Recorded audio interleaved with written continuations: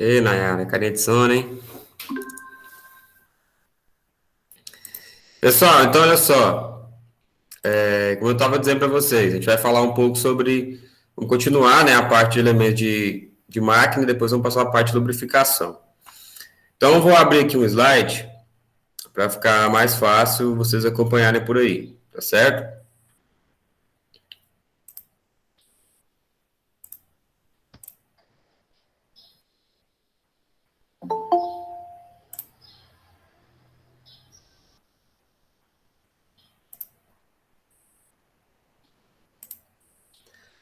Então olha só, na aula passada, o que a gente falou, né? Os conceitos e objetivos da manutenção, por que a manutenção é importante e detalhes a parte disso aí. Isso na aula passada. Inclusive, passei um exercício para vocês, alguns alunos me mandaram já pelo WhatsApp, outros ainda não mandaram, tá? Estou no aguardo. Falamos dos tipos de manutenção, tá? Como eu falei agora anteriormente.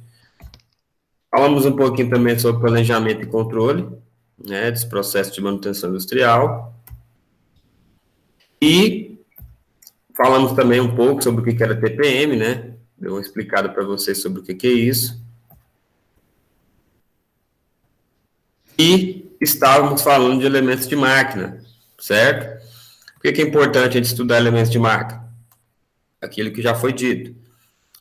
Quando você vai dar manutenção no equipamento, vai desmontar uma máquina, um equipamento, todos os equipamentos, eles vão ter algum desses elementos que a gente está trabalhando aqui.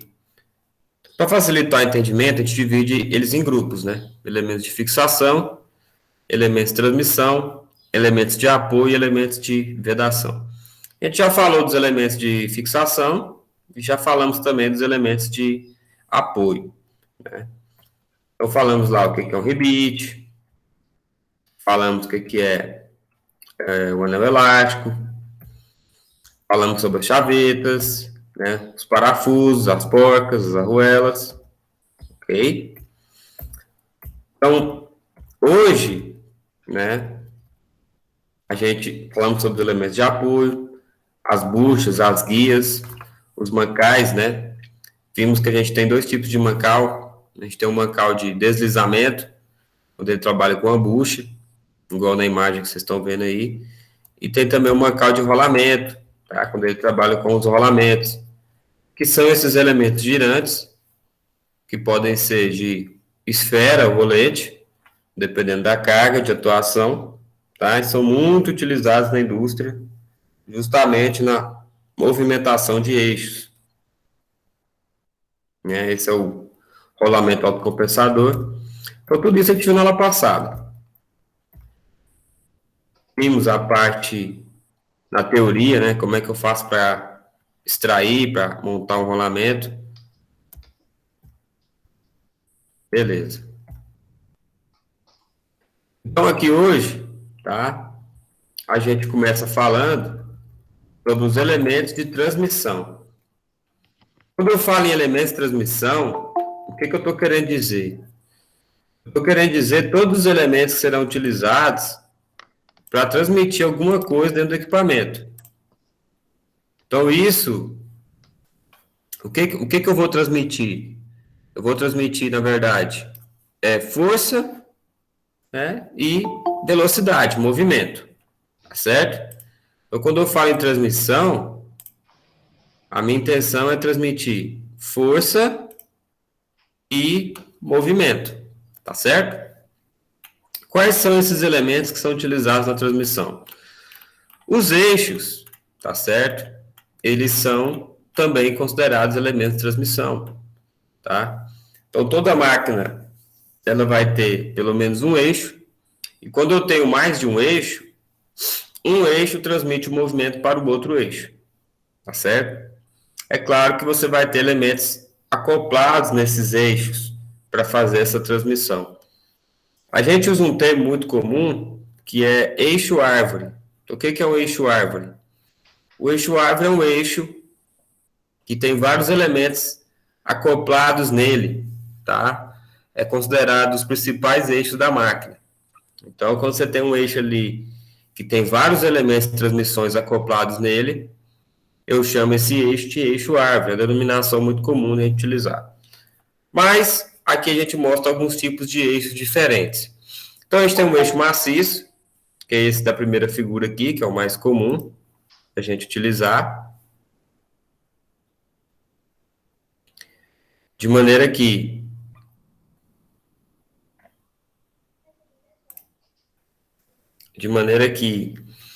ele ele é todo maciço, né? Ele é feito de aço, geralmente aço aí macio, tá? Os eixos não são feitos de aço muito duros.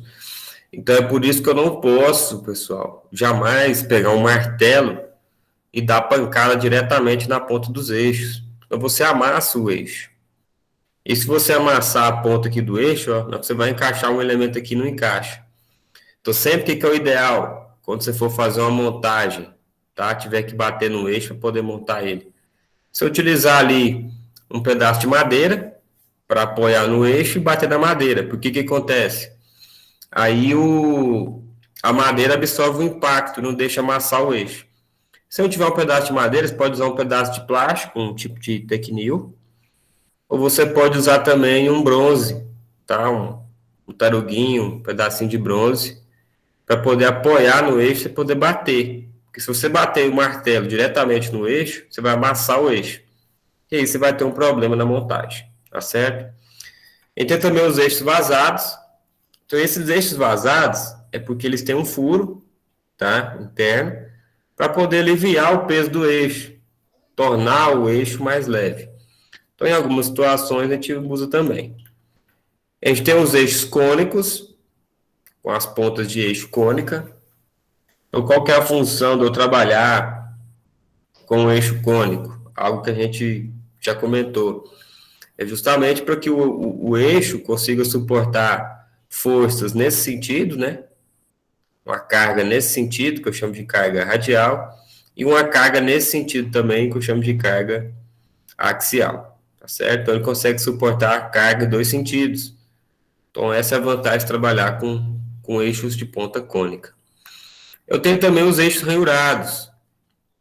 Então, ele tem umas ranhuras, tá? Que facilita o encaixe aqui de uma engrenagem, um acoplamento aqui em outro elemento, tá certo?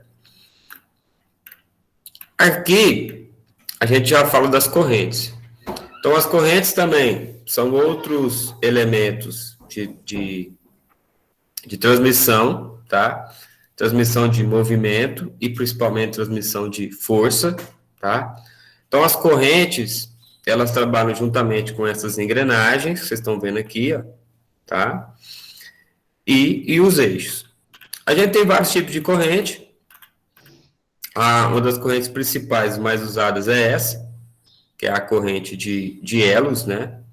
Então, ela tem o elo, e esses elos são acoplados por essa lateralzinha que a gente chama de talas, tá? Então, a corrente é formada por elos e talas, que vão unindo os elos ali. O tipo de fixação aqui que você coloca entre os elos e as talas, a gente também tem um nome, a gente chama isso aqui de, pode ser fixação por pino ou fixação por bucha. Isso também classifica a corrente. Então, eu tenho a corrente de bucha, porque os elos aqui são travados com bucha. E eu tenho as correntes de pino, porque os elos aqui, ó, são travados com um pino. Então, as correntes, elas vão fornecer para mim um alto poder de tração, tá? Então, ela consegue arrastar, ter um torque, uma força maior na transmissão. Porém, as correntes não permitem muitas velocidades, tá? Então, fica um detalhe importante para vocês. Daqui a pouco a gente vai ver um outro elemento de transmissão, que são as correias. Então, qual que é a diferença da transmissão de movimento utilizando corrente ou utilizando correia? As correntes você consegue trabalhar com uma força maior, porém uma rotação um pouco mais baixa. As correias não. As correias você consegue trabalhar com a rotação maior, porém uma força de tração menor. Então, essa é a diferença de aplicação. A gente tem outros tipos de corrente. Então, aqui, por exemplo, ó, você tem a corrente dentada. Então, na corrente, que ela tem esses dentinhos aqui embaixo, ó, qual que é a função desses dentes? Eles vão dar maior apoio, tá, no assentamento na engrenagem, que vai conduzir a corrente. Dessa forma, esse tipo de corrente aqui, você consegue rotações maiores. Você consegue rotações mais altas trabalhando com esse tipo de corrente, que é a corrente dentada. A gente tem também a corrente de elos livres, tá? Que é uma corrente utilizada principalmente em esteiras, né? Esteiras transportadoras. Lá na Superfrag, não sei se vocês já observaram, mas é uma corrente que geralmente ela é feita de plástico e ela forma esteiras, né? Para facilitar ali o transporte ali de algum produto. Tá? Não é muito utilizada para tração de força, é mais para transportação mesmo de produtos, devido à forma que ela tem, o material que ela é feita, né? Geralmente ela é feita de plástico. Qual que é a outra vantagem desse tipo de corrente? A outra vantagem dela é que você consegue trabalhar você consegue desmontar ela. Então, como esses elos aqui são livres, eles são encaixados, você consegue aumentar o tamanho da correia e consegue também diminuí-lo. Basta você mudar a quantidade aí de elos encaixados aí, um no outro, para formar a sua esteira, formar a sua corrente. Tá? Aqui a gente tem outro tipo de corrente, que é a corrente de elos, também conhecida como corrente comum. É uma correntezinha que a gente tem mais contato no dia a dia, né? O pessoal às vezes usa essa corrente em casa para trancar um portão, às vezes usa para poder prender um cachorro ali, né? Trancar uma bicicleta. Mas dentro da indústria também ela tem sua aplicação, tá? Então ela é usada principalmente aonde? Na suspensão de cargas, né? Ali na parte de talha, não sei se vocês já viram a talha. Então a talha tem um sisteminha que eu preciso girar a corrente ali para poder levar uma carga. E geralmente a corrente que a gente utiliza é a corrente de elos, tá certo? Que ela tem uma facilidade ali em movimentação nesse tipo de engrenagem dela aqui, que é um pouco diferente das engrenagens convencionais, para me poder transportar uma carga, movimentar uma carga de um local para outro, tá? Essa corrente também, esses elos geralmente são soldados, mas eu já tenho os elos que eles têm a lateralzinha rosqueada. Então, dessa forma, eu consigo aumentar ou diminuir o tamanho dos elos aí da corrente, tá certo? Aqui na apostila de vocês tem uma tabelinha interessante, onde ele mostra os principais tipos de defeitos que as correntes vão estar expostos e as possíveis causas. Então, por exemplo, primeiro aqui, ó, excesso de ruídos. Excesso de ruídos, eles são causados principalmente pelo quê? Desalinhamento da corrente, né? Então, a corrente ela tem que estar perfeitamente alinhada, porque a corrente vai trabalhar com duas coroas ali, né? Uma coroa que vai transmitir o movimento e a outra que vai receber no outro eixo. Então, entre as duas coroas ali, você tem que ter um perfeito alinhamento. Se ficar desalinhado, o que vai acontecer? O que vai acontecer? Você vai forçar a lateral da corrente e ela vai arrebentar. Folga excessiva também. Então, quando você monta a corrente, ela também não pode ficar com folga, tá? Aí entra um detalhe importante. Você não pode nem esticar a corrente demais e nem deixar ela com folga. É nessa hora que vai entrar um elemento importante, que é o esticador. O que é o esticador? É uma terceira é uma terceira é uma terceira engrenagem que é presa numa mola, igual de bicicleta. Já viu aquela engrenagemzinha que fica ali embaixo da bicicleta, presa numa molinha ali? Que na verdade é um esticador. Tô falando da bicicleta de marcha, né? Então o esticador serve para quê? Para manter a corrente esticada, porque senão é aquilo que a gente acabou de falar. Se você esticar demais, você sobrecarrega a corrente, ela vai arrebentar. Se você esticar de menos, essa folga excessiva pode fazer com que a corrente quebre também, tá? Tem a questão também da lubrificação. Então, a lubrificação inadequada, ela vai gerar para você também excesso de ruído na corrente. Essa lubrificação inadequada, muitas das vezes acontece por quê? Porque a corrente, ela tem que ser lubrificada geralmente com óleo, tá? O ideal de se lubrificar uma corrente é com óleo. Só qual que é o problema, muitas das vezes? O óleo, ele tende a escorrer, né? Ele tende a escorrer, e aí, o que acontece? A correia fica seca. A corrente vai ficar seca sem lubrificação. Então, o que a gente faz? A gente tem que, geralmente, a gente acaba lubrificando com graxa, tá? Porque é melhor se lubrificar com graxa do que não lubrificar. E essa graxa, às vezes, vai, dependendo do local, vai acumulando muita sujeira, o que pode atrapalhar o desempenho da corrente. Então, tem que observar esses detalhes aí. Outra questão também é a questão do desgaste. Então, a corrente, como ela é de aço, naturalmente, com o uso, ela vai desgastar. E aí, o que muitas pessoas fazem? Elas vão lá, simplesmente, né, e substituem só a corrente.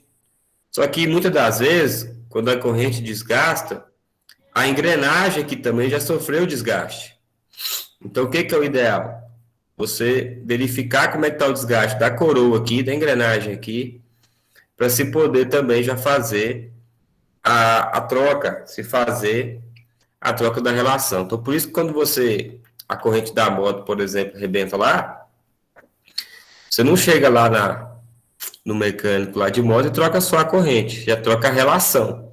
Ou seja, você já troca a corrente da moto e já troca as engrenagens. Porque se você trocar só a corrente e as engrenagens já estão gastas, já estão com folgas, fatalmente você vai quebrar a corrente nova mais rapidamente. Então, quando você troca a relação, você está trocando as engrenagens e a corrente da moto. Então, você vai ter uma vida útil maior e melhor, tá certo? Então, aqui, ó, tá? Depois vocês dão uma lidinha nisso aqui, porque isso aqui é importante para vocês, tá? E não convém a gente ficar lendo isso aqui agora, né? Até porque vocês não vão se recordar. Então, isso aqui é algo que tem que ser estudado, tá? Mas você consegue ver aqui, ó, os principais tipos de defeitos que acontecem em corrente e as principais causas. Então, os principais defeitos estão aí, ó, excesso de ruídos, mau assentamento entre a corrente e as rodas dentadas, chicoteamento ou vibração da corrente, quando ela fica batendo ou vibrando muito, endurecimento da corrente, quando os elos ficam travando ali, não tem movimento entre eles, não tem articulação, quebra de pino, né, ou bucha, que é o elemento que trava os elos ali, superaquecimento, é outro problema que você às vezes tem devido ao excesso de velocidade, né, queda de pinos, quando os pinos da corrente ficam caindo, e quebra dos dentes também da roda, ou seja, quebra dos dentes da engrenagem, ok? Manutenção das correntes, tá? Então aqui a gente tem alguns cuidados que envolvem manutenção, que tem que ser observados. Então, primeiro, lubrificar as correntes com óleo, que eu já falei para vocês. Então, o ideal de lubrificar uma corrente é com óleo, porém a gente sabe que devido a alguns equipamentos não dá para ser feito. Então a gente faz com graxa, mas o ideal seria ser feito com óleo. Inverter a corrente de vez em quando para prolongar a vida útil. Então, esse aqui é outro detalhe importante. Conforme você vai trabalhando com a corrente, se você perceber aqui, ó, só fica metade dela, tá? Só fica metade dela apoiada na engrenagem, ó. A outra metade fica livre. Então, o que acontece? Ela vai tender a ter um desgaste só na parte aqui de baixo da corrente. Então, o que é o ideal você fazer? A cada 100 horas de trabalho aí, de quanto em quanto aí, você fazer o quê? Você inverter a corrente. Que ela vai ter um desgaste igual nessa parte aqui de baixo, e depois que você inverter ela, vai ter um outro desgaste na parte do outro lado igual. Senão você desgasta a corrente só desse lado, e aí você tem que trocar a corrente de maneira mais rápida. Tá? Então esse é um detalhe importante.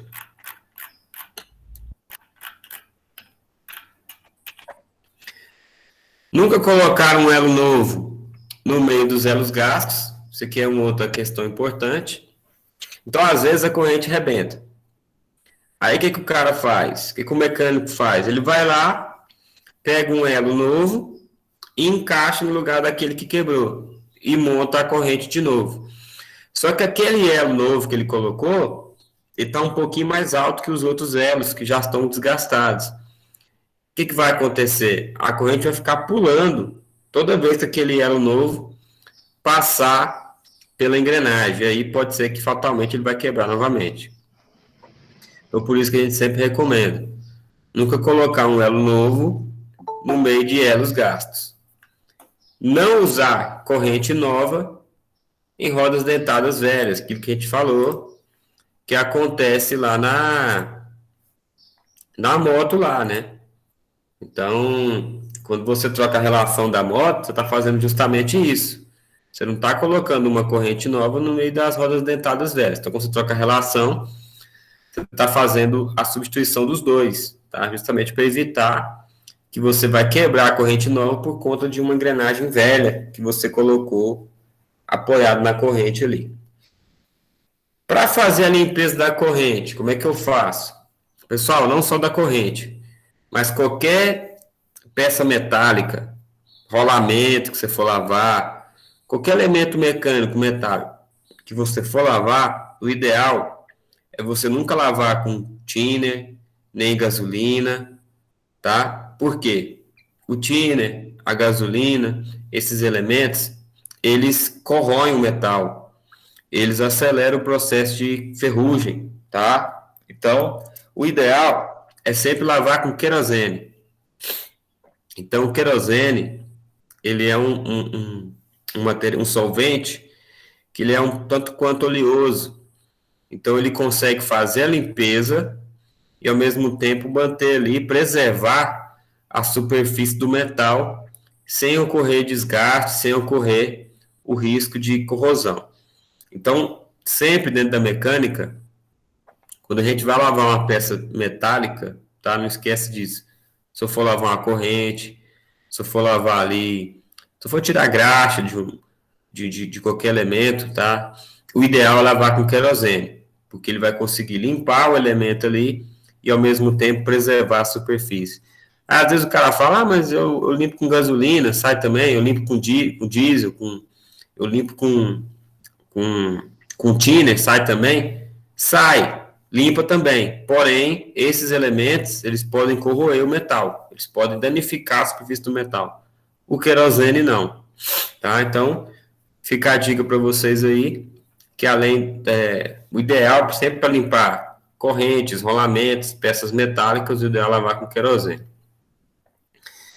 Enxugar a corrente, tá? E mergulhar em óleo, deixando escorrer o excesso. Tá? Então, isso aqui é para você manter uma boa lubrificação da superfície após a limpeza. Armazenar a corrente coberta com uma camada de graxa ou embrulhada em papel. Então, isso aqui é para uma questão de você ter que guardar a corrente, né? Então, muitas das vezes o cara vai guardar a corrente, ele só pega a corrente ali, embala ela e guarda. Então, ali ela pode estar exposta a um processo de corrosão natural, porque ela está sem lubrificação. Ela vai ficar guardada. Então, quando você vai guardar a corrente, o ideal é passar graxa nela, embrulhar com papel ou um plástico, filme ali, tá? Para evitar o contato com o oxigênio, e deixar ela guardada. Aí você vai ter uma preservação melhor da corrente, tá? E a questão de verificar periodicamente o alinhamento. Como é que eu verifico o alinhamento de uma corrente? O alinhamento da corrente, pessoal, é semelhante ao alinhamento que a gente faz nas correias, tá? Então, olha só, você vai ter aqui as duas engrenagens, tá? Geralmente, você vai ter uma engrenagem maior e outra engrenagem menor. Como é que eu faço o alinhamento disso aqui? Você vai pegar uma régua, tá? Uma régua estilo a escala, que a gente estudou lá, a régua graduada. Claro, tem que ser uma régua maior, comprida. E aí você vai colocar na lateral aqui, ó. Então, a lateral das duas engrenagens ou das duas polias, elas têm que encostar perfeitamente aqui na lateral da régua. Então, quando você passa a régua aqui e as duas laterais encostam certinho aqui, significa para mim que as polias ou as engrenagens estão alinhadas. É assim que eu faço o alinhamento. Esse alinhamento não dá para ser feito no olho. Tem muito mecânico, às vezes, que ele quer fazer o alinhamento no olho. Ele olha ali e fala, não, está alinhado. O olho, ele vai acabar te enganando, pessoal. Pelo ângulo ali que você está olhando e tal, você vai ter problema. Então, o ideal é você sempre usar uma régua aqui, né? Para você fazer a verificação, que é a forma mais simples. Então, você bate a régua aqui na lateral, ó. Ela encostou perfeitamente aqui na lateral, está alinhado. Ou se for uma empresa mais sofisticada, você usa um alinhador a laser, né? Mas esse é mais difícil de você encontrar. No geral, o que a gente vai encontrar, que a gente utiliza, é a régua graduada, como vocês estão vendo na figura aí, ó. Eu passo a régua aqui nas duas laterais e ela não pode ficar desalinhada aqui, ela tem que encostar belezinha na lateral. Encostou aqui, aí as engrenagens estão alinhadas.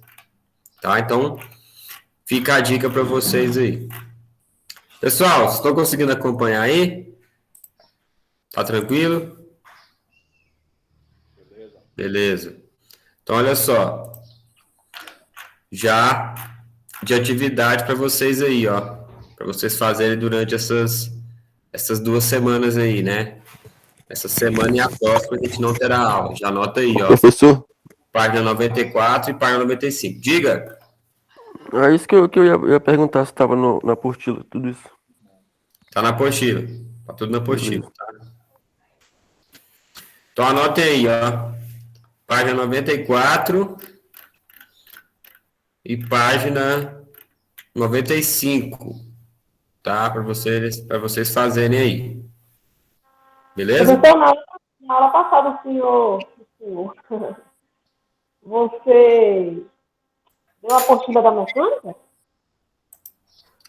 Isso, essa apostila, pessoal, ela tá no grupo lá, ó. Eu mandei ela digitalizada lá. Então vocês podem pegar lá. E aí, alguns alunos pediram para imprimir, né? A gente imprimiu, né?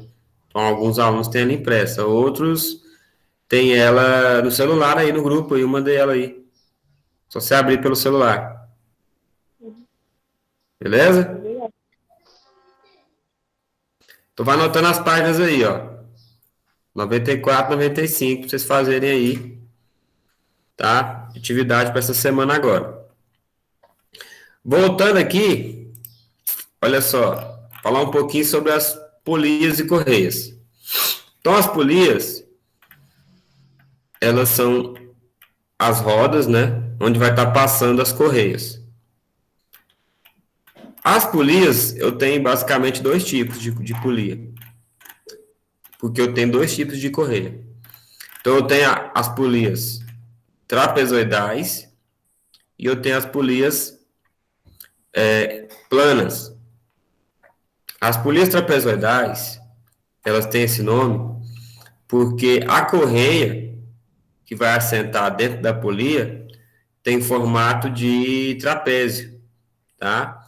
Então, por isso que ela é conhecida como correia e polia trapezoidal.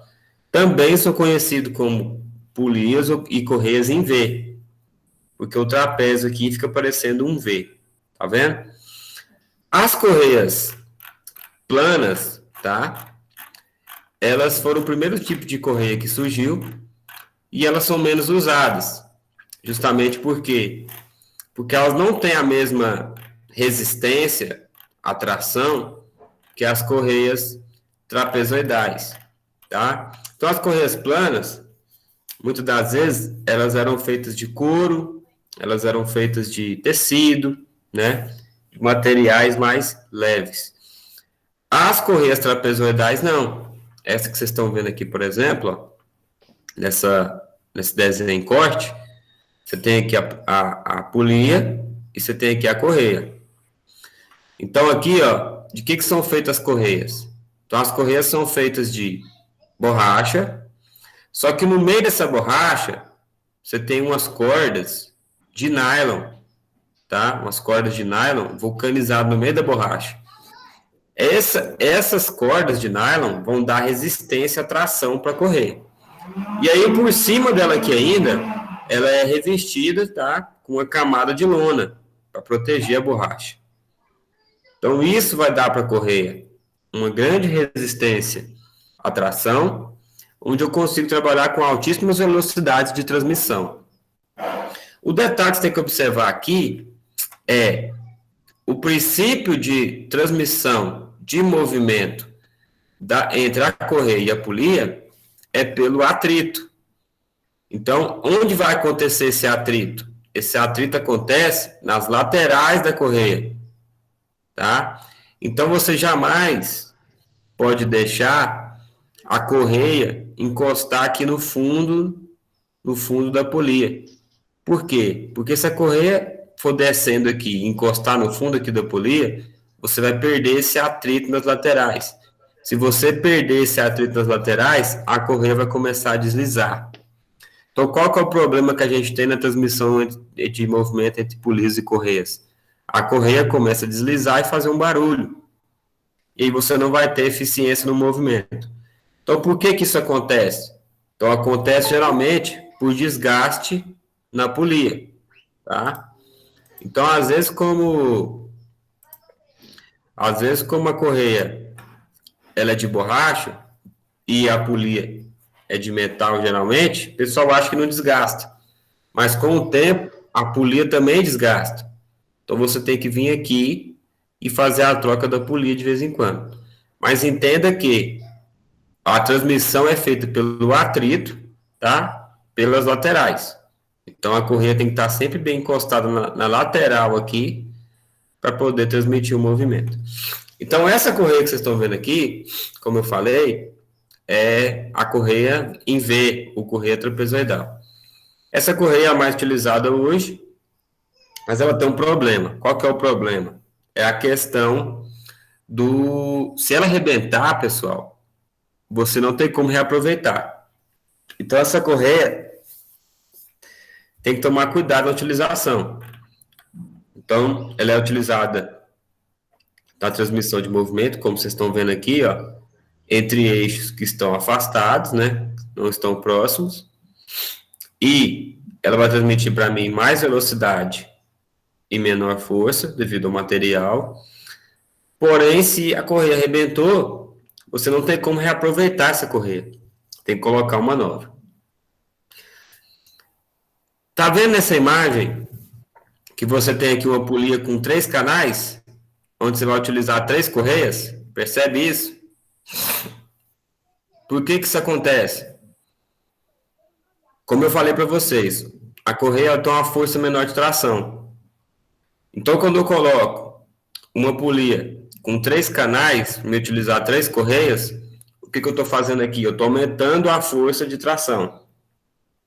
Então, eu vou fazer com que o sistema consiga ter uma força maior para poder tracionar, para poder gerar um movimento com uma força maior. Por isso que eu uso polias com múltiplos canais. Nesse exemplo aqui só tem 3 correias, mas tem alguns casos que tem 5, 6 correias rodando ao mesmo tempo. E aí o que acontece? Às vezes, uma correia dessa aqui vai arrebentar. Aí eu posso pegar uma correia nova e colocar junto com as velhas? Não, não posso. Tá? Se eu fizer isso, eu vou estar sobrecarregando a correia nova. Porque a correia, como ela é de borracha, com o tempo de trabalho, o que ela vai tender a fazer? Ela vai laceando, ela vai esticando. Então, é comum, não sei se vocês já repararam na indústria, é comum você ver sistemas como esse aqui, trabalhando com uma correia a menos. Por que é comum? Porque é melhor deixar rodar com a correia a menos até arrebentar as outras, do que eu pegar uma correia nova e colocar junto com as velhas. Porque se você colocar uma correia nova junto com as velhas, vai sobrecarregar a carga, vai ficar só na correia nova, e ela vai arrebentar antes das velhas ainda. Então, o ideal em sistemas como esse aqui, que você tem várias correias, o ideal é trocar todas as correias de uma vez. E se por acaso rebentar uma, é melhor deixar rodando com uma a menos, até as outras rebentarem, do que você trocar uma correia só. Beleza? E isso não diminui a velocidade, não? Não tem algum problema? Continua do mesmo jeito. Não entendi. Repete, por favor. Por falta de, tipo, uma corrente. Uma dessas aí. Não diminui a velocidade ou trabalha do mesmo jeito? Só com as duas? Não, trabalha com a mesma velocidade. Mesmo se tiver um a menos, ela vai conseguir trabalhar com a mesma velocidade. Agora, Professor, aquele sistema que a gente mostrou ali é de correr. Diga. e se por acaso você falou sobre se arrebentar uma, aí não, é melhor não trocar logo uma nova, né? E se por acaso arrebentar duas e ficar só uma? Então, aí você já observa que está tendo dificuldade para tracionar, aí é ideal trocar todas. Ah, tá. Você já descarta a outra correia velha, né? Que ficou ali sobrando, e já troca todas. É o ideal. Certinho. Beleza? Você trabalha Beleza. Então, o que acontece? Quando eu tenho transmissão entre eixos à distância, eu posso utilizar correia ou eu posso utilizar a corrente. Qual que é a diferença? A correia, eu trabalho com velocidade maior e força de tração menor. A corrente, ao contrário. A corrente, você vai ter uma força maior de tração numa velocidade menor. Tá entendendo?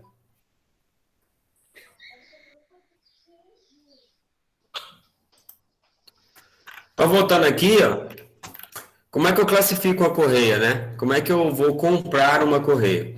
Então, para mim poder classificar uma correia, poder comprar uma correia, eu tenho que observar duas coisas. Primeiro, qual que é o perfil da correia, né? Ou seja, o tamanho do perfil dela e qual que é o comprimento da correia. O perfil da correia, eu vou identificar por letras. Então, como vocês estão vendo na figura aí, o perfil da correia pode ser perfil A, B, C, D ou E. Então, de acordo com o tamanho da correia, vai aumentando a letra. Então, o menor perfil que eu tenho é o perfil A, certo? É a menor correia que você tem. Um perfil um pouquinho maior já é o perfil B. Um pouquinho maior é o perfil C. Um pouco maior é o D e um pouco maior é o E. Isso aqui vocês vão aprender na prática, tá? Não vai adiantar a gente ficar falando aqui, o perfil C, ele tem 22 milímetros por 34 de altura. Não vai adiantar de ficar falando isso, porque vocês não vão lembrar disso. Isso aqui você vai aprender na prática. Isso aqui você vê que não é difícil você entender. Porque, de acordo com o comprimento da correia, é mais ou menos o perfil. Então, quando a correia é menorzinha, o comprimento dela é menor, é pequeno, ela é perfil A. Quando o comprimento é um pouco maior, você já vê que a correia é um pouco mais larga, então ela é perfil B. Quando o comprimento é maior, a correia é mais larga um pouco, é perfil C. E assim vai até chegar no perfil E. Geralmente, na indústria, né, a gente trabalha muito com o perfil B, C e D, principalmente, tá? Então, sempre que você vai classificar uma correia, você tem que ver qual que é a letra dela, que está ligada ao tamanho do perfil. E o outro valor que você tem é o valor de comprimento, que é o tamanho da correia aqui, ó, tá? Só que esse tamanho dela aqui, ele está em polegadas. Então, como é que você faz para saber o número, né? O número da correia? A letra você já sabe. Você olha pelo perfil. Pelo perfil dela aqui, você sabe a letra. Pela largura dela aqui, você sabe a letra. Agora, e o comprimento dela? O número dela? Como é que você vai saber? Você pega a correia, tá? Você mede o tamanho dela. Você mede qual que é o tamanho dessa correia em milímetros. E aí você transforma esse valor em polegada. Como é que eu transformo milímetro em polegada? Basta você pegar o valor e dividir por 25,4. E aí você consegue Aí você consegue transformar encontrar o número da correia. Então, o número que vem na correia é o comprimento dela em polegada. É o comprimento dela em polegada. Então, como é que você pega esse valor em polegada? Você mede o tamanho do comprimento em milímetros e você divide por 25,4. Lembra que a gente falou disso? Uma polegada equivale a 25,4 milímetros. Então, você pega 25,4, você encontra o valor da correia. Então, geralmente, ó, em cima da correia aqui, ó, em cima da correia vem anotado, ó, a letra e o número dela. Então, por exemplo, essa correia aqui é uma correia B40. Então, o que acontece? Se eu precisar de trocar essa correia aqui, ó, eu só chego no almoxarifado e peço uma correia B40, vai me entregar uma igualzinha. Mas se por acaso estiver apagado aqui em cima, se não conseguir identificar a letra e o número, é como eu falei para vocês. A letra é pela a largura aqui da correia e o número dela é pelo tamanho dela em polegadas. Bacana? Estão entendendo, pessoal? Vocês estão me ouvindo aí? Sim. Sim. Ah, todo mundo te ouvindo. Vocês estão entendendo?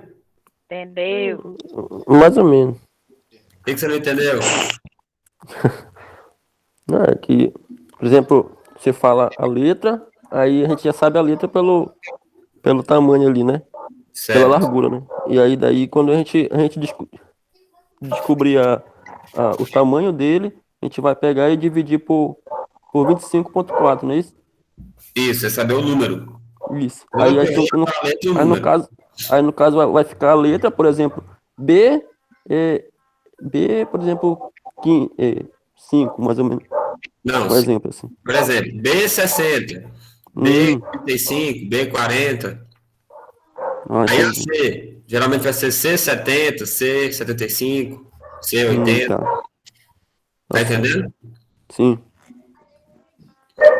A Flor tá brabinha. Beleza, vamos avançar aqui então. Tensionamento da correia. Esse aqui é um ponto importante também. O pessoal às vezes pega a correia, monta aqui monta aqui a correia na polia e quer deixar a correia bem esticada, cantando mesmo. Não posso fazer isso, pessoal. Quanto mais você esticar essa correia aqui, mais você vai correr o risco de desgastar essa correia. Então, o ideal é você deixar uma folguinha aqui, ó. Quando você apertar ela aqui, você conseguir abaixar um pouco a correia aqui. De quanto que é essa folga? A gente calcula essa folga mais ou menos de 20 milímetros. Então, você aperta aqui a correia aqui, ó, com o dedo. Se ela descer aqui até 20 milímetros, ela está com a folga boa. Tá? Isso é que a gente tem mais ou menos de referência. É claro que a gente tem instrumentos de medição para poder medir isso aí. Mas nem toda empresa vai ter o poder de investimento para isso. Tá? Então, o que a gente calcula? A gente calcula por meios práticos, né? E quando você monta aqui a correia, você dá uma esticada nela, dá uma tensionada nela para esticar, você aperta ela aqui no meio, ó, você pressiona ela aqui no meio. Se ela descer aqui até uns 20 milímetros, tá? É uma folga boa, é uma folga ideal. O ideal é ela trabalhar mais folgada possível, sem deslizar, tá? Esse é o ideal. E a gente calcula aí, por meios práticos, que é mais ou menos uma folguinha aqui pressionando de 20 milímetros. Tá certo? É claro que aquilo que eu falei para vocês anteriormente, com o trabalho, né, com o dia a dia, ela pode atender a ter a ir laceando, a ir esticando. Então você tem que ir lá e dar uma tracionada nas polias ali novamente, para ela poder manter a tensão sempre na máxima ali. Ok?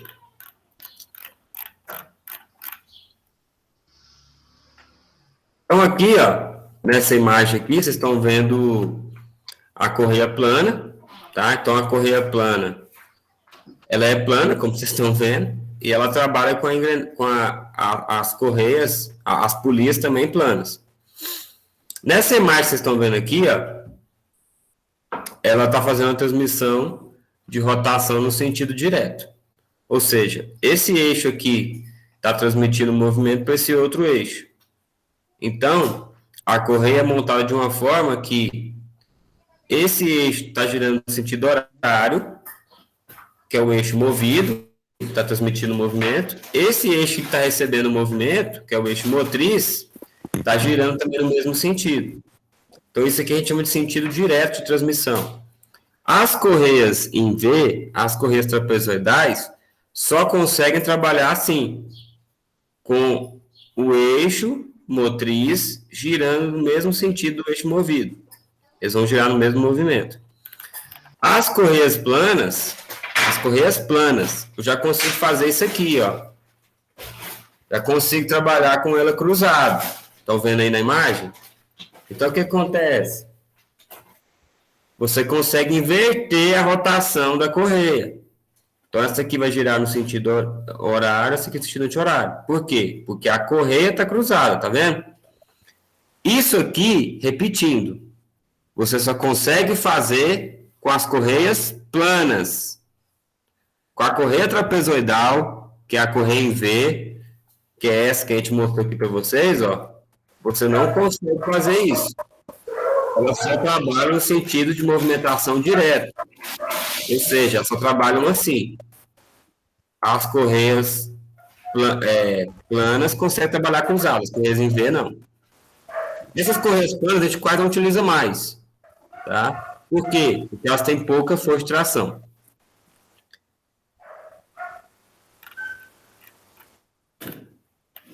Aqui é um outro sistema de transmissão, quando os eixos não estão paralelos. Tá? Isso aqui também você só consegue com as correias planas. Tá? As correias em V, você não consegue trabalhar dessa forma, porque senão ela ia entortar, empenar, e aí ela ia saltar do canal ali, você não ia conseguir trabalhar nesse local.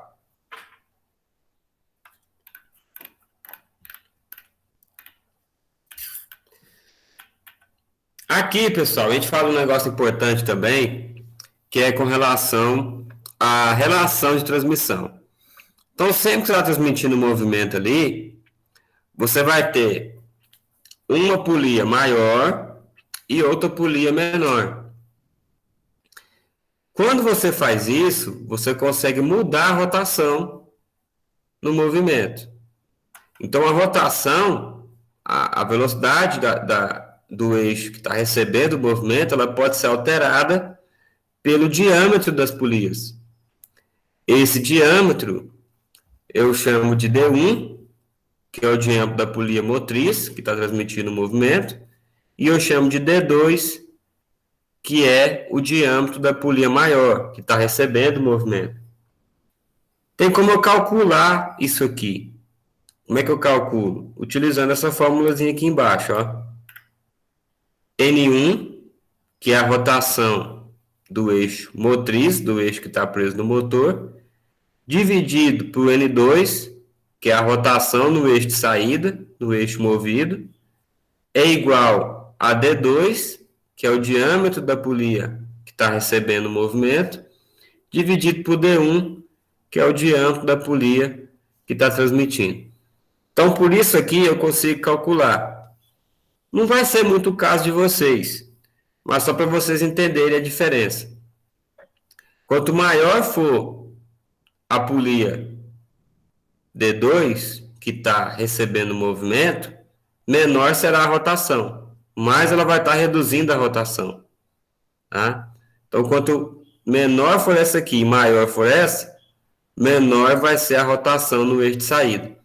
Agora, se as duas for do mesmo tamanho, a mesma rotação que tiver aqui no eixo, no motor, vai ser a mesma rotação que você vai ter no eixo de saída. Tá? Mas, geralmente, a diferença é igual vocês estão vendo aqui, ó.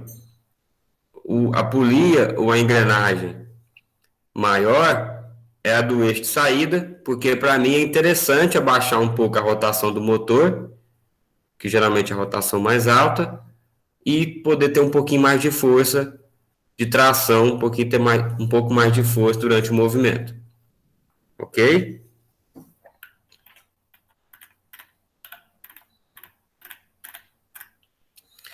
Aqui a gente já fala da manutenção das correias, tá?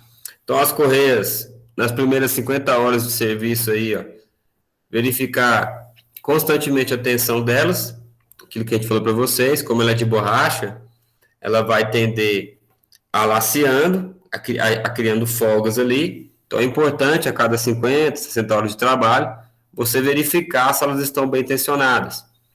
Nas revisões de 100 horas, verificar a tensão e o desgaste que elas sofreram, tá? E o desgaste também das polias. Então, é sempre bom você pegar a correia ali, ver se a lateral dela está inteira, ver se a polia não está desgastada também, a cada 100 horas de trabalho. Som, né? Oi? Tá com som, né? Não, falando demais, né? Tá com vontade de você já. Tá atento, hein, garoto? Se uma correia do jogo romper, é preferível trabalhar com uma correia a menos do que trocá-la por outro. Aquilo que a gente já falou para vocês também, né? Então, você estava trabalhando lá com uma polia com múltiplos canais. Rebentou uma correia ali, melhor trabalhar com uma correia a menos do que você trocar todas as outras. Isso aqui quando for um sistema com múltiplos canais, né?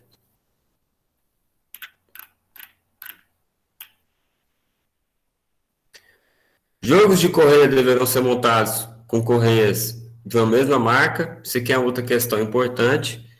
Então, quando você tem um sistema igual aquele que a gente viu lá, ó, com várias correias rodando ao mesmo tempo, é interessante sempre colocar na mesma marca. Porque como a correia ela é de borracha, ela pode ter uma diferencinha de uma marca para outra, devido ao processo de fabricação.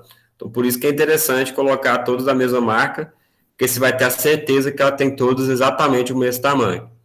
Tomar cuidado para que o protetor das correias nunca seja removido. Então, isso aqui já é uma questão de segurança, né? Enquadrada dentro da norma NR12, onde toda transmissão que tenha correia ou corrente, você tem que ter um protetor ali, uma capa protegendo ali, para evitar um acidente, evitar um contato ali. E, última recomendação, nunca tentar remendar, né? Nunca tentar emendar uma correia em V. Aquilo que eu falei para vocês. A correia em V, ela é a mais usada, ela tem uma força de tração muito boa, porém, se ela arrebentar uma vez, acabou, tem que colocar uma nova. E ela também não pode empenar, ela não pode torcer. Então, se você torcer uma correia em V e ela ficar empenada, você não consegue voltar ela de novo para a posição que ela estava antes. Aí, se você tentar colocar ela ali, ela vai pular e vai cair fora do canal da polia, tá? Então, não tem jeito. Se a correia em V empenar ou arrebentar, você tem que colocar uma nova. E aí, a gente tem uma tabela, também na apostila aí, igual a gente tinha, mais semelhante àquela tabela que a gente viu sobre as correntes, onde ela tem ali os principais problemas, causas, e essa aqui ainda é mais completa, porque ela ainda fala um pouquinho das soluções que você tem com relação aos principais problemas que possam aparecer durante o trabalho com as correias, tá? Então, ela pode ter ali, por exemplo, ó, perda da cobertura ou inchamento, ela pode ter rachaduras, corte, derrapagem da polia, né? Separação de componentes, cortes laterais, rompimento, deslizamento, derrapagem, enfim, tem vários defeitos aqui que podem aparecer na correia, as possíveis causas e as possíveis soluções para esse tipo de problema. Então, é uma tabelinha bastante interessante, tá? Que fica também aí para vocês dar uma estudada, tá? Aquilo que eu falei, isso aqui é questão de estudo, isso aqui é questão de prática de dia a dia. Então, não vai adiantar a gente ficar lendo isso aqui que vocês não vão se recordar. Então, isso aqui é mais para vocês fazerem um estudo e também a experiência do dia a dia com esse tipo de situações aqui. E aí, ó, a gente já tem mais alguns exercícios aí para vocês trabalharem aí nesses 15 dias aí, ó. Vocês vão ter bastante tempo para fazer, tá? E até uma forma de estar dando uma estudada também. São exercícios mais simples, né, de marcar X aí, nada muito complexo. Na próxima aula nossa prática, a gente vai estar corrigindo isso aqui, tá certo? Então, anotem as páginas, ó. Página 102, tá? Pra vocês trabalharem aí. E página 103, tá certo? Anotaram aí? Página 102, Já. página 103. Beleza.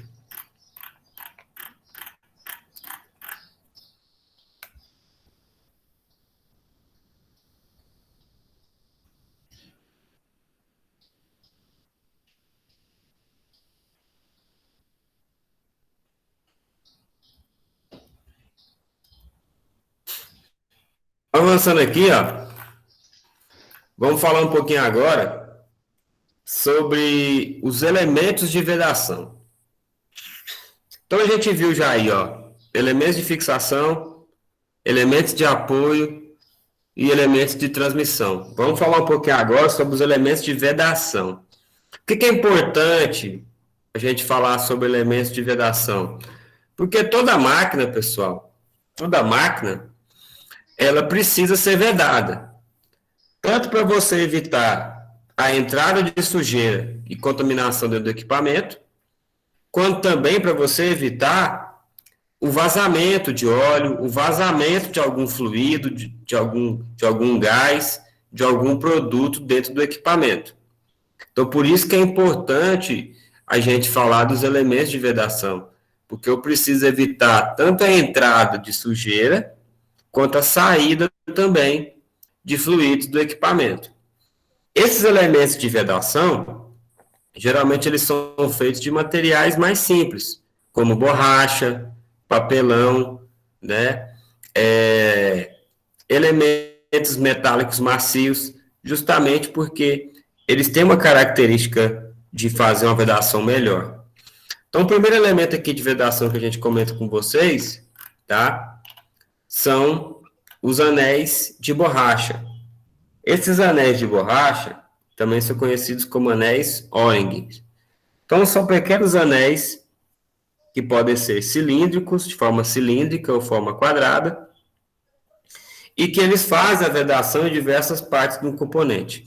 Um exemplo de anel de borracha, vocês têm dentro da casa de vocês.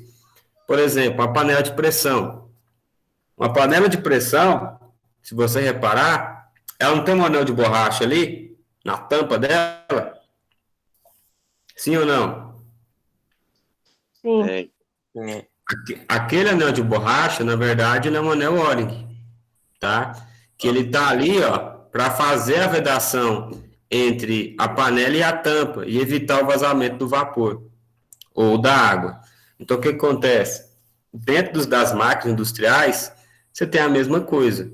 O que vai mudar é o tamanho dos anéis, né? Porque ali a tampa da panela é grande, então o anel de borracha é maior.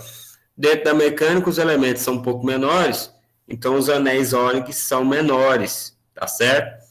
Geralmente, o local que esses anéis vão ficar, eles têm um canalzinho ali, onde ele vai se assentar, tá? Para poder dar um apoio e fazer uma vedação melhor. Então, válvulas pneumáticas, tá? A gente vai estudar a parte pneumática um pouco mais para frente. Quando você desmonta uma válvula pneumática, você encontra muitos anéis O-rings ali dentro, auxiliando na vedação. A gente tem também as juntas. Então, o que são as juntas? As juntas, elas são uma espécie de folha, tá? Como se fosse uma folha de papel, inclusive eu tenho as juntas de papelão, E elas têm um corte, tá, no formato das tampas. Justamente para quê? Para ela poder fazer a vedação ali entre a carcaça e a tampa que fecha a carcaça, para evitar o vazamento. Então, ali, entre a tampa e a carcaça, você pode ter um ponto de vazamento. E aí, para evitar isso, eu coloco a junta, eu coloco uma folha de junta cortada no mesmo tamanho ali. Olha só, essa figura aqui dá para ter uma noção melhor. Então, imagina que aqui embaixo você tem a carcaça da máquina e aqui você tem a flange, que é a tampa que vai fechar a máquina ali. Entre a carcaça e a flange, eu corto uma folha, eu pego uma folha de papelão, aí depende do material, que eu tenho vários materiais de junta. Ela pode ser de papelão hidráulico, ela pode ser de plástico, de teflon, ela pode ser metálica, ela pode ser de borracha também. Então, eu vou cortar essa folha no mesmo tamanho aqui da flange, fazer os furos para passar aqui os parafusos e encaixar ela aqui entre a carcaça e a tampa, de forma que ela vai fazer a vedação e evitar o vazamento aqui entre a carcaça e a tampa que está fechando ali. Então, a junta, ela sempre faz essa vedação estática aí, ó, que é a vedação entre a tampa e a vedação entre a carcaça do equipamento aqui, entre a base da máquina. Por que eu tenho que utilizar uma junta diferente da junta de papelão, que é a convencional?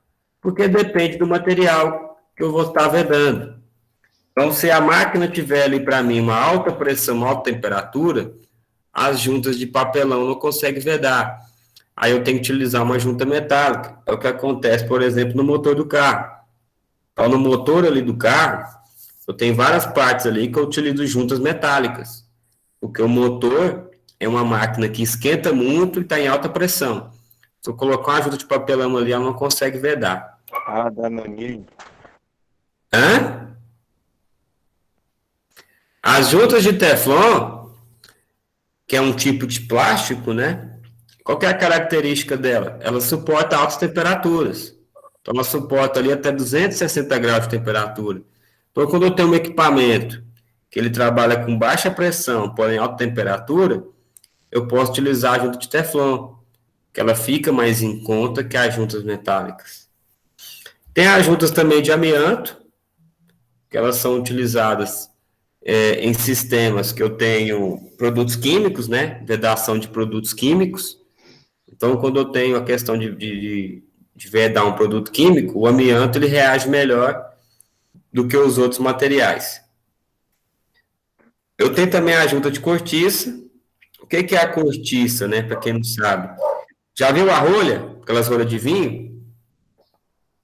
Aquela rolha de vinho ali, ó, aquilo é cortiça, tá? Aquele material é cortiça. Aquilo ali vem da casca de uma árvore, tá certo? E eu consigo fazer juntas também de vedação dentro da mecânica, feitas de cortiça também. Eu tenho essa opção aí, tá certo?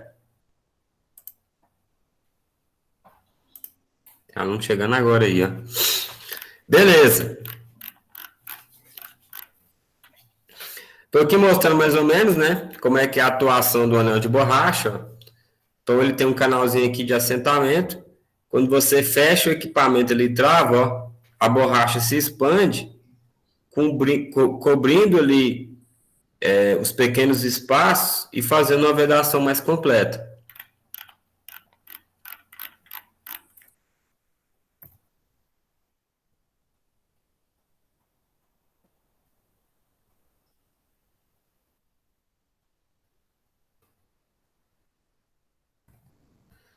Aqui, pessoal, a gente já fala de um outro elemento, que são os retentores, tá? Os retentores, eles também são conhecidos como vedadores de lábios.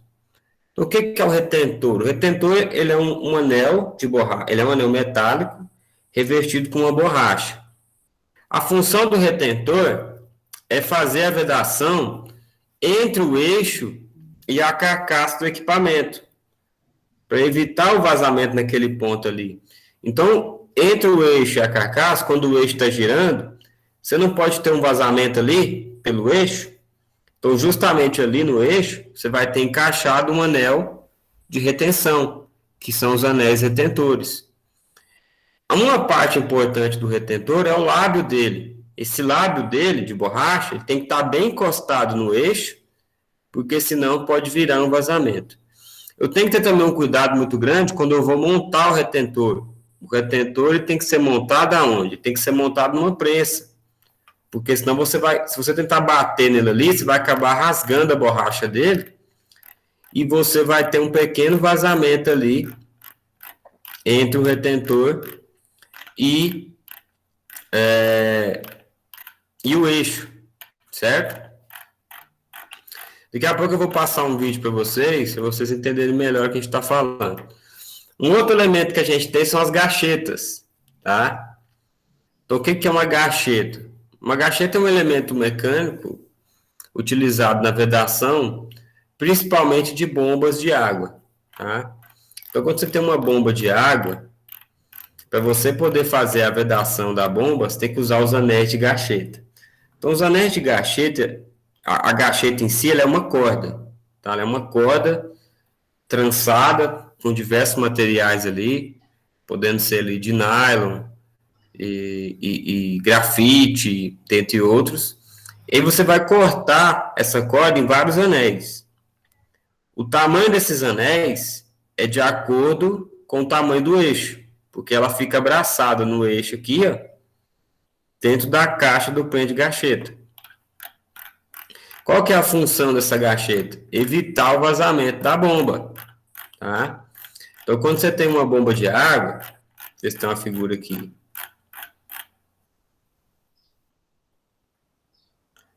Quando você tem uma, olha só, você tem uma figura em corte de uma bomba de água. Então, aqui, quando você tem uma bomba, ó, você tem aqui a carcaça da bomba, tá? A água vai entrar aqui, ó, pela frente aqui da bomba. Esse elemento aqui, que a gente chama de rotor, ele vai criar, devido à rotação, uma força centrífuga que vai deslocar a água aqui por cima na saída. Então, dessa forma, você consegue puxar a água aqui por esse eixo e fazer ela deslocar aqui nessa boca aqui de saída. Só que essa água não pode vir para cá, ó, para a carcaça aqui da bomba. Senão você vai ter um vazamento aqui. Então, como é que eu faço essa vedação aqui? Então, essa vedação aqui é feita de duas formas. Ou você vai usar os anéis de gacheta, igual a gente viu ali, ou você vai usar um selo mecânico, tá? O selo mecânico, ele é um elemento feito por dois anéis, né, de material mais duro, tipo cerâmica, preso com uma mola, tá? Os selos mecânicos, eles fazem a vedação melhor do que as gachetas, porém eles são mais caros, tá? Então você tem um pouco mais de dificuldade com relação à utilização do selo mecânico. As gachetas não, elas são mais baratas, então você encontra mais. Então você compra a corda de gacheta, corta os anéis, encaixa aqui, trava as gachetas com a tampa e ele faz a vedação. Qual que é o detalhe da gacheta que é importante de comentar? A gacheta, ela não faz uma vedação total. Ela faz o que a gente chama de vedação parcial. Então, é comum você chegar numa sala de máquina de uma empresa, onde você vê as bombas de água ali, e a bomba está pingando uma água aqui, ó.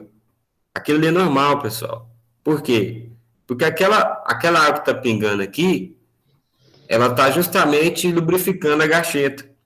Então, a gente deixa aquilo ali de propósito, tá? Para ela poder manter a gacheta sempre úmida ali e manter ela sempre fazendo a vedação. Se você apertar demais a gacheta e fazer uma vedação total, a gacheta vai ressecar. E aí, o que vai acontecer? Ela vai perder a propriedade de vedação e aí vai virar um vazamento total aqui.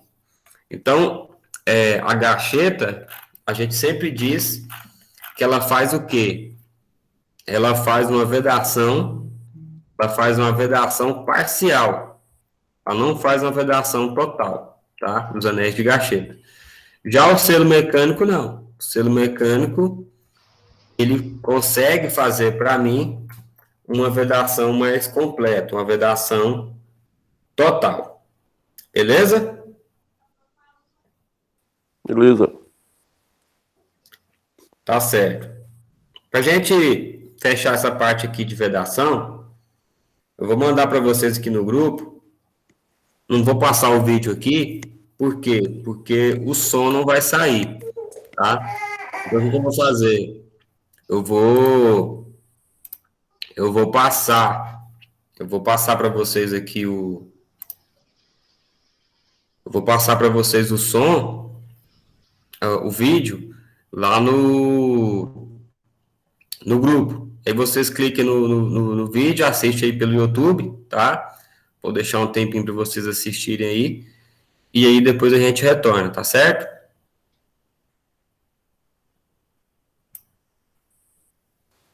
Beleza. Ok.